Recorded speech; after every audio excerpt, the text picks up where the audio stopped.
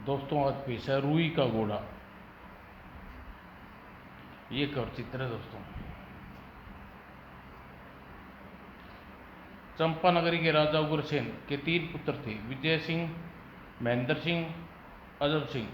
तीनों में सबसे छोटा अजब सिंह एकदम निकम्मा था और विजय सिंह तथा महेंद्र सिंह पहले नंबर के शौकीखोर थे।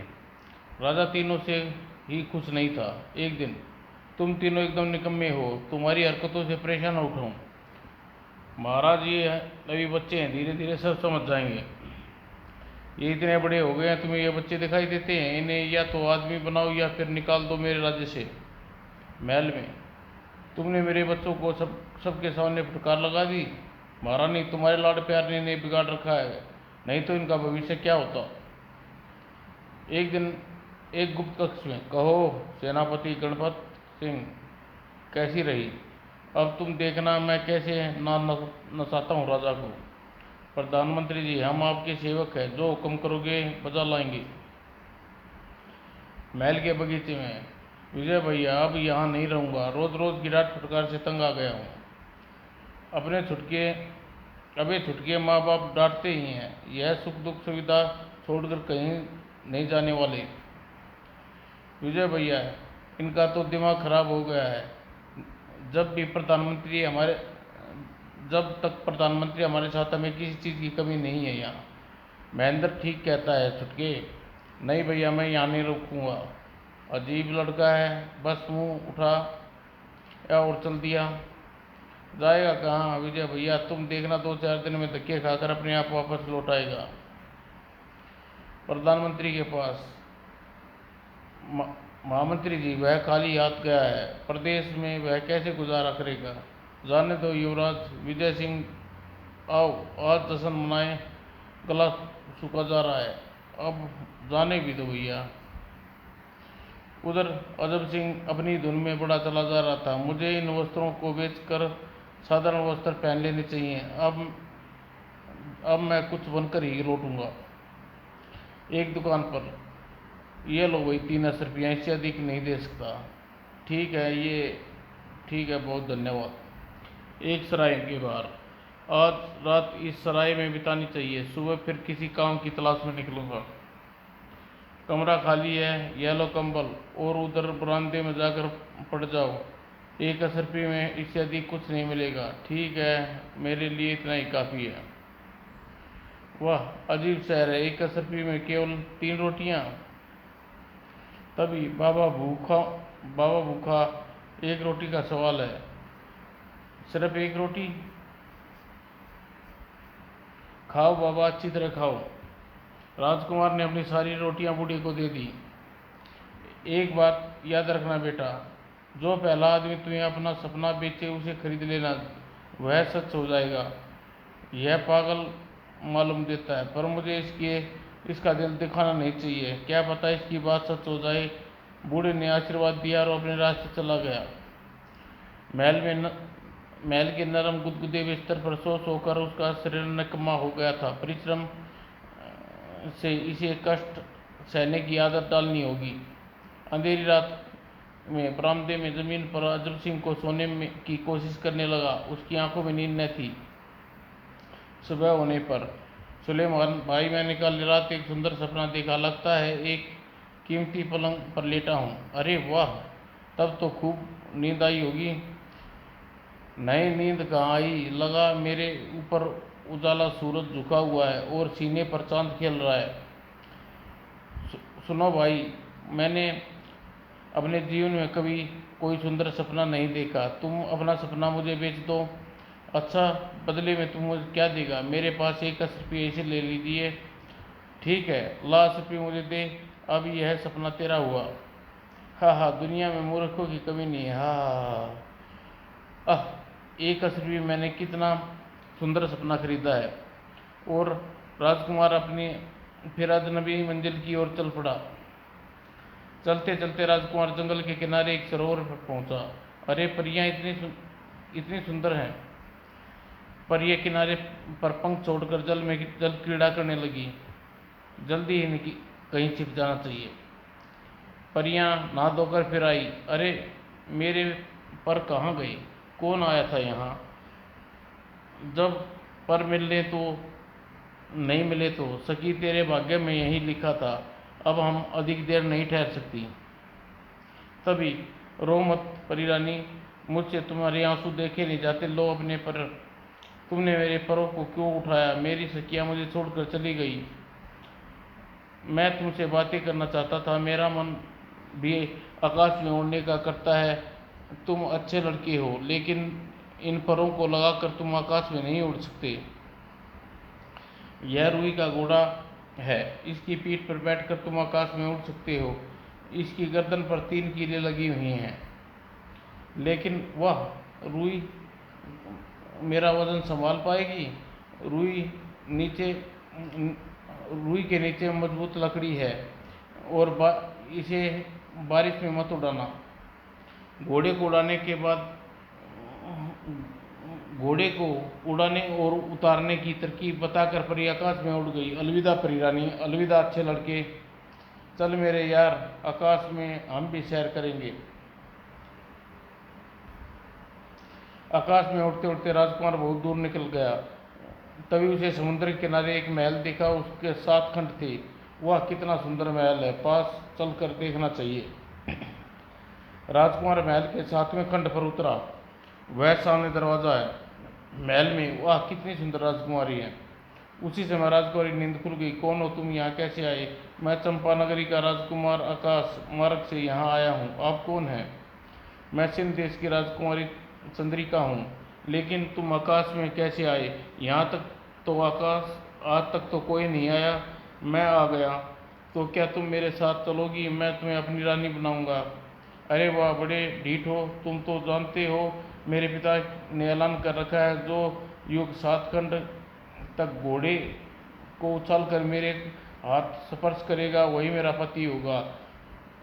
इसमें क्या है? लाओ, मैं अभी तुम्हारा हाथ स्पर्श करता हूँ। हाँ, ऐसे नहीं,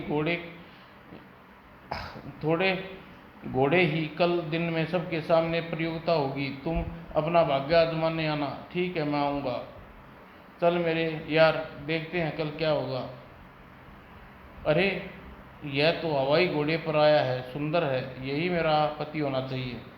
दूसरे दिन महल के बाहर, वीर पुरुषों, तुम में से जो अपने घोड़े को सवार होकर मेरे महल के 7वें खंड की खिड़की पर खड़ी मेरी बेटी चंद्रिका के पास उछल कर उसका हाथ स्पर्श करेगा, उसे मैं अपनी बेटी और आधा राज्य दूंगा।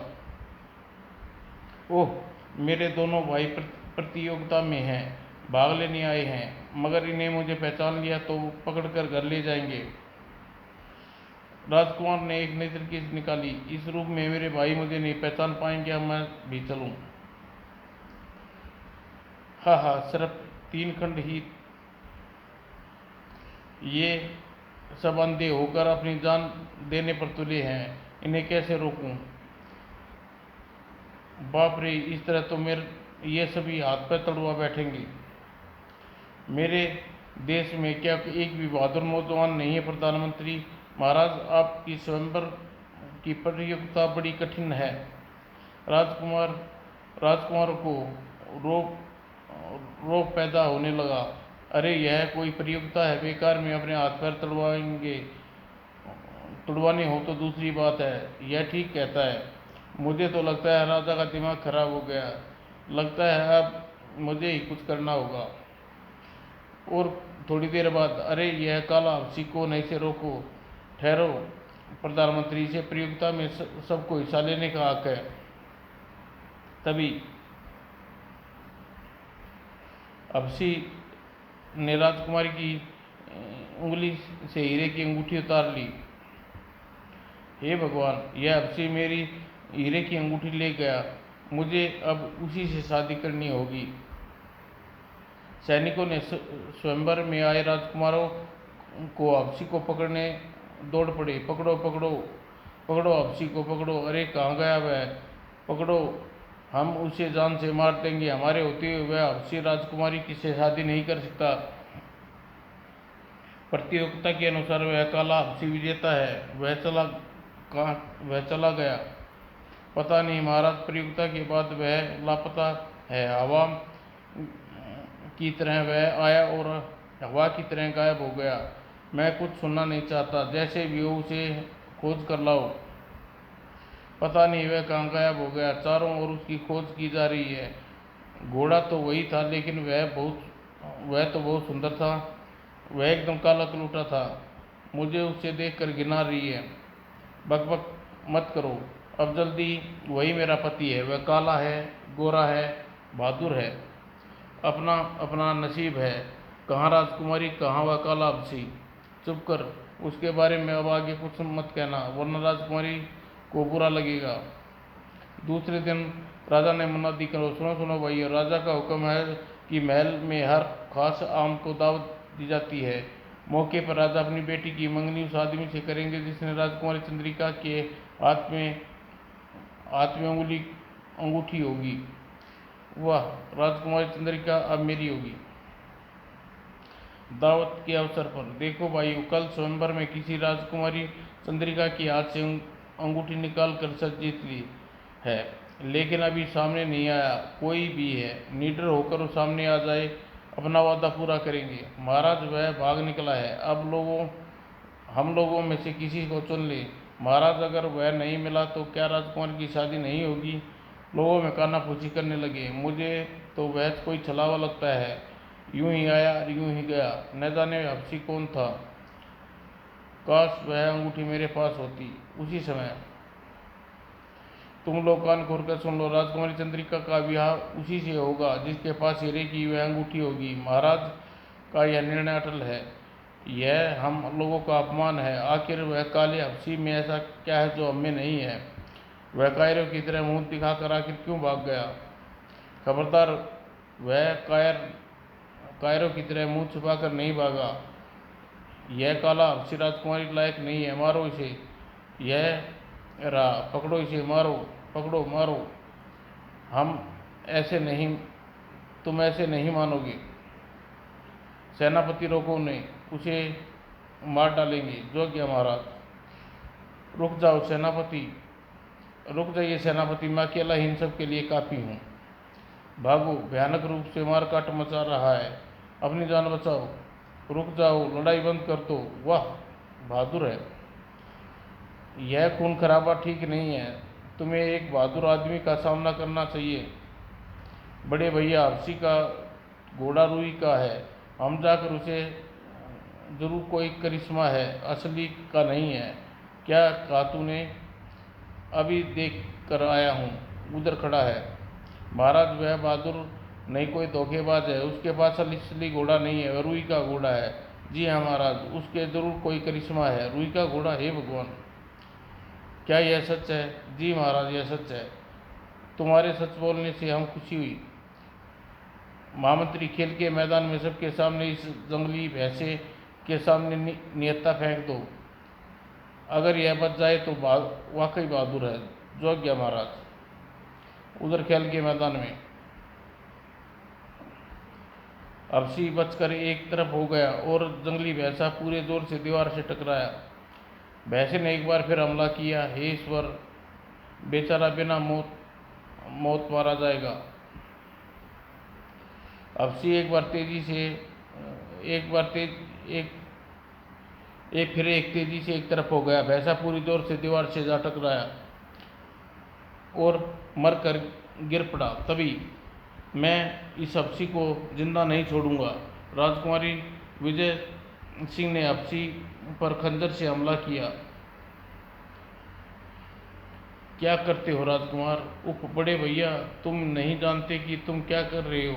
पकड़ो इसे।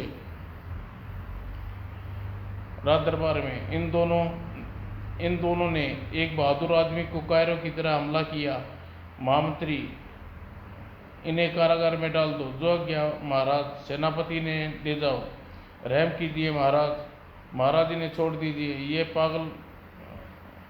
पागल हो गए। ठीक है, हम तुम्हारे कहते हो तो इन्हें छोड़ देते हैं। सेनापति ने राज्य की सीमा से बाहर खदेड़ा हो। यह लीजिए महाराज, राजकुमार की अंगूठी। शाबाश, अपना परिचय दो युवक। महाराज, मैं एक बहुत गरीब आदमी हूँ, बदनसीब हूँ। मैं राजकुमारी जी के योग्य नहीं हूँ।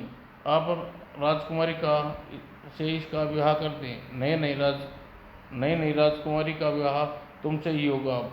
तुम तुम बहादुर हो। पिताजी का फैसला अटल है। महाराज, एक बार फिर विचार कर लीजिए। मैं राजकुमारी योग्य नहीं हूँ। देखो योग, बार बार ऐसा मत कहो। हम अपना फैसला नहीं बदलेंगे। पिताजी, मैं इस युग से विवाह करूंगी। शाबाश बेटी, हमने तुमसे यही उम्मीद थी। महाराज, ठीक है महाराज, फिर थोड़ा गर्म पानी मंगाइए, मैं स्नान करना चाहता हूँ। हाँ हाँ, क्यों नहीं, जाओ, शायद तुम थक गए हो। और पानी आने पर, अरे, तुम्हारा रंग तो तुम्हारा रंग तो हबशी नहीं हो। हाँ, चंपानगरी का राजकुमार अजब सिंह, बहरूपिया कहीं का। मेरा नाम अजब सिंह है महाराज। मैं चंपानगरी के महाराज अगर सिंह का छोटा पुत्र हूँ। ओह, धन्य भाग मेरे, तो तुम छलिया निकले। अब शुभ विवाह की देर मत कीजिए, चलिए। उसी दिन दोनों का विवाह संपन्न हो गया। रात को एकांत कक्ष में, ओह बिल्कुल चंद्रमा की चंद्रिका हो तुम, और तुम अमावस की काली रात बनकर आए थे। हा, तुम तो बुरी तरह डर गई। कौन काला आदमी आ गया। पर तुम कुछ भी सही सही सी शादी तुमसे ही करती। तुम हबसी बने रहते। हमने खेलते कूदते कुछ दिन बीत गए। राजकुमारी ने एक पुत्र को जन्म दिया। देखो, बिल्कुल तुम्हारे ऊपर गया है। क्यों नहीं, अजब सिंह का बेटा है। दूसरी ओर अजब सिंह की माँ रो रो का बुरा हाल था। हे भगवान, तूने कौन से जन्म का बदला लिया है हमसे। पिता, पता नहीं कहाँ चला गया मेरा लाल। धीरज रखो रानी, हम खुद परेशान हैं। मुझे पहले इस बात का खतरा मुझे पहले ही इस बात का खतरा था। हे मेरा बेटा, हिम्मत से रखो प्रिय, वह जरूर लौटेगा। महाराज, उन दोनों का भी कोई पता नहीं चला। वह राज्य छोड़कर कहीं चले गए। ओह, तीनों एक भी नहीं। उधर राजकुमार अपने घर की याद आई। प्रिय, मुझे बहुत यहाँ रहते बहुत दिन हो गए। अब हम अपने घर चलेंगे। ज़रूर, मैं खुद आप तुमसे यही कहने वाली थी। बेटे, कुछ दिन और ठहर जाते। नहीं पिताजी, अब हम जाएंगे। घर में सभी परेशान होंगे। दूसरे दिन राजा अपनी बेटी चंद्रिका को विदा किया। रो मत बेटी, एक दिन तो तुम्हें अपनी ससुराल जाना था। चलो चंद्रिका, देर हो रही है। और भगवान तुम्हें सुखी रखे। घबराओ नहीं चंद्रिका, आगे समुद्र है। इसे पार करने कर हम अपने राज्य में पहुंच जाएंगे। मैं घबराने वाली नहीं हूँ। अचानक, स्वामी, मेरा जी मितला रहा है, चक्कर आ रही है। थोड़ी देर के लिए घोड़ा रोक दे। नीचे गहरा समुद्र है प्रिय, हिम्मत रखो, मैं कोई टापू देखता हूँ। वह देखो, सामने टापू। कुछ देर यहाँ रुको, जल्दी करो, मुझे चक्कर आ रहे हैं। बस हम पहुँच गए। और टापू पर संभल कर फिरिए। हे भगवान, यहाँ तो कोई मदद भी करने वाले को नहीं है। चंद्रिका, आंखें खोलो चंद्रिका। थोड़ी देर बाद राजकुमारी को होश आ गया। इसे तो बहुत तेज बुखार है। हे भगवान, अब क्या करूं। मैं किसी को देखता हूँ प्रिय, तुम यहीं ठहरना। जल्दी आना, अकेले बहुत डर लगता है। सारा टापू छान मारा पर यहाँ कोई नहीं है। इससे अच्छा जाकर किनारे पर किसी वेद को ले आऊं। दूसरे ही क्षण अगर चंद्रिका को कहता कि वह मुझे नहीं जाने देती। तभी अचानक जोर से तूफान आया। वर्षा होने से घोड़े की रुई भीग गई और पानी का भार से घोड़ा नीचे जाने लगा। समुद्र में गिरकर राजकुमार तैरने लगा। परी ने कहा था कि बारिश में घोड़े को नहीं उड़ाना। आखिरकार तूफान रुका। आओ आओ, कोई बेहोश है। अरे, कौन है वह। उसे अपनी झोपड़ी में ले आई। मैं कहाँ हूँ।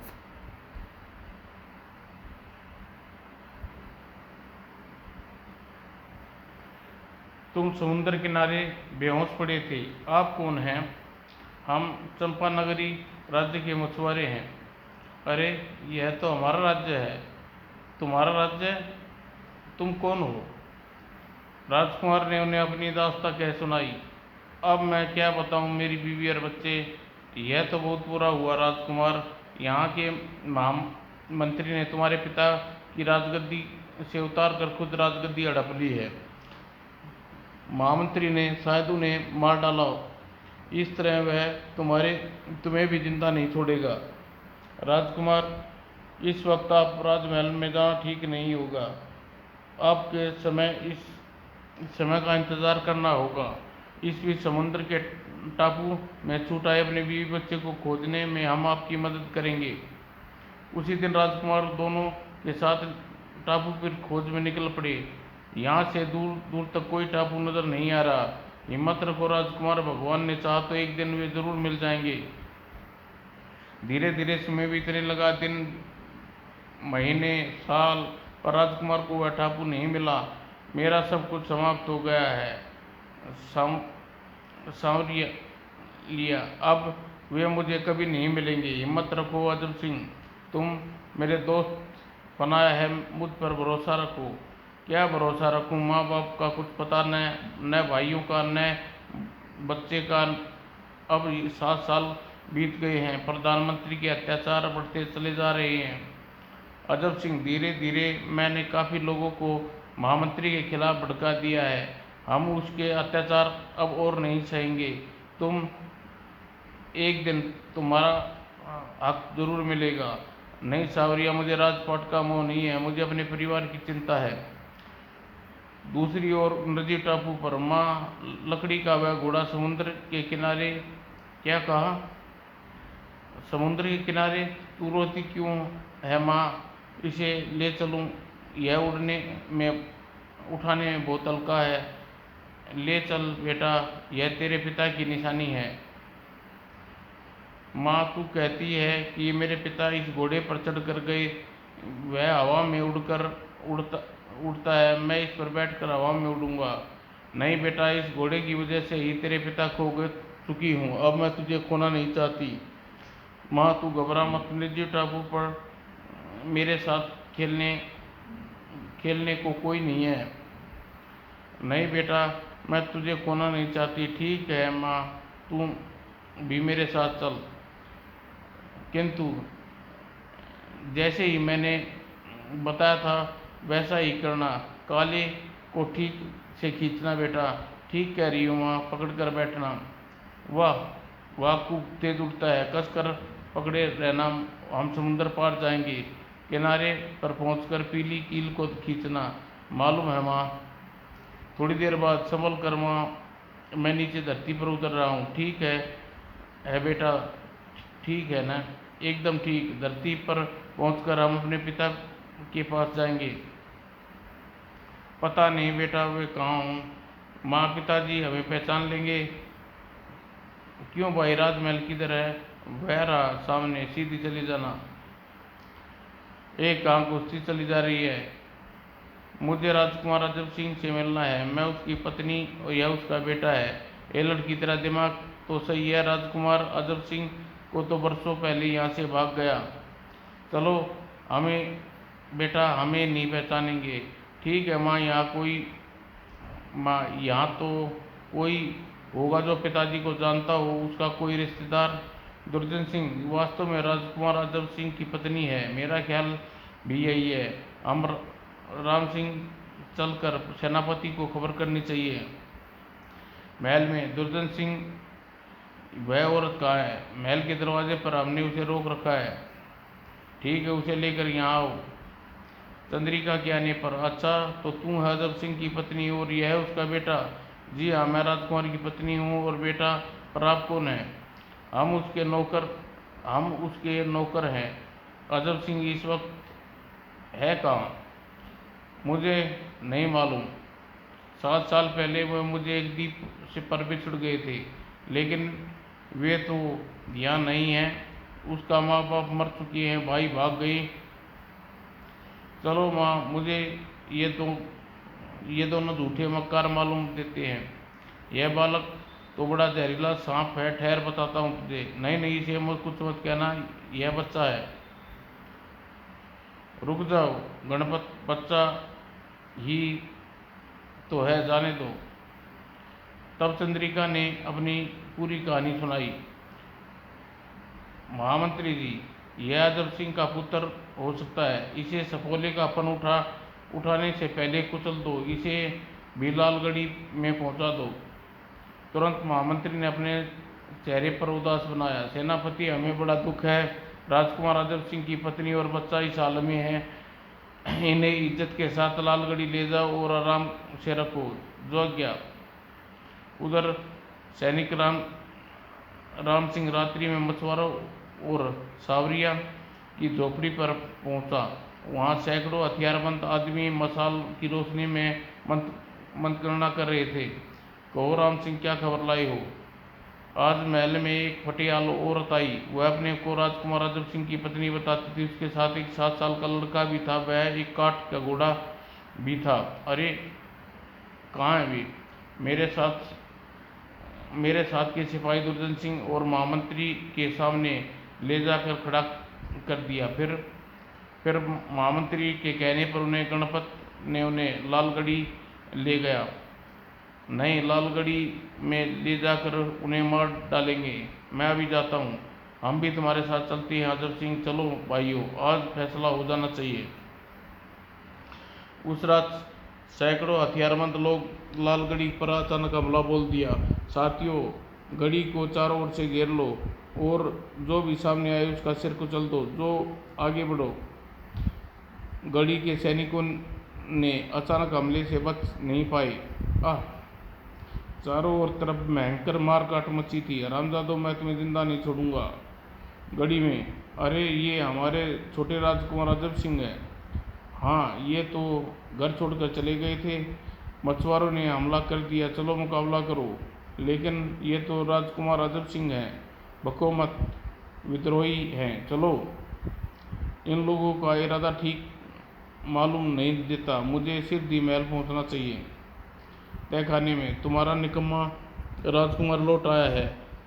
महाराज, चलो मैं तुम्हें उनसे मिलवा दूं।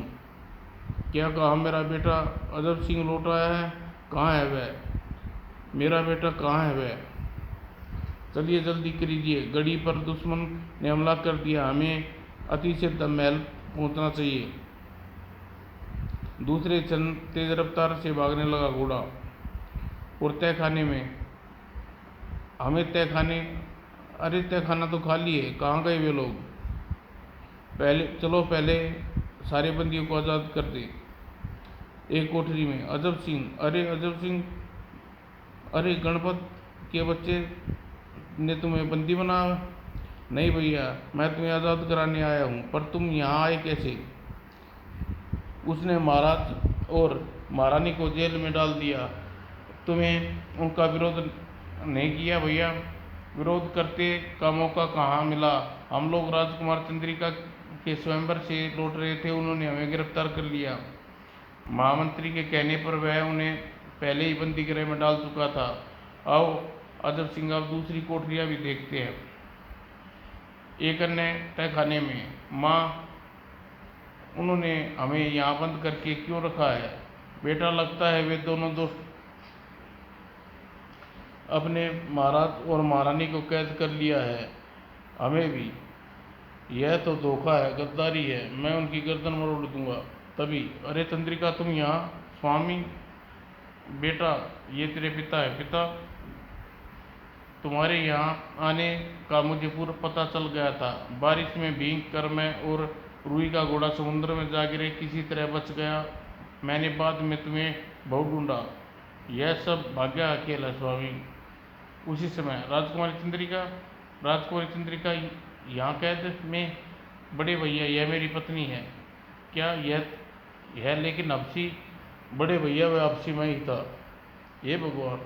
और मैंने तुम्हें मारना चाहा, अपने छोटे भाई को। यह बातों का वक्त नहीं है। हमें पहले महाराज और महारानी को बचाना है। चलो राम सिंह, तुम चंद्रिका और मेरे बेटे को हिफाजत के साथ महल पहुंचाओ। जो आज्ञा राजकुमार, हम भी तुम्हारे साथ चलते हैं। महल को चारों ओर से घेरा पाकर महामंत्री और सेनापति छत की ओर भागे। बेटा अजब, भागने का कोई फायदा नहीं है रामजादव। बेटा भागो प्रधानमंत्री, भाग कर कहाँ जाओगी? ओह मेरा बेटा, बस बस छोड़ दो इन्हें। क्यों, कैसी तबीयत है? वाह बेटा, तू तो बड़ा बहादुर निकला। हाँ दादाजी, मैं निकम्मा नहीं हूँ। वाह, तू तो चंपा नगरी का युवराज है। और एक एकांत कक्ष में मेरा सपना सच हो गया। देखो चंद्रिका, मेरा चांद सा बेटा मेरे सीने पर खेल रहा है और सूरज की तरह तुम्हारा रूप मेरे ऊपर झुका है। स्वामी, मेरे जैसा सौभाग्य सबको मिले। समाप्त दोस्तों।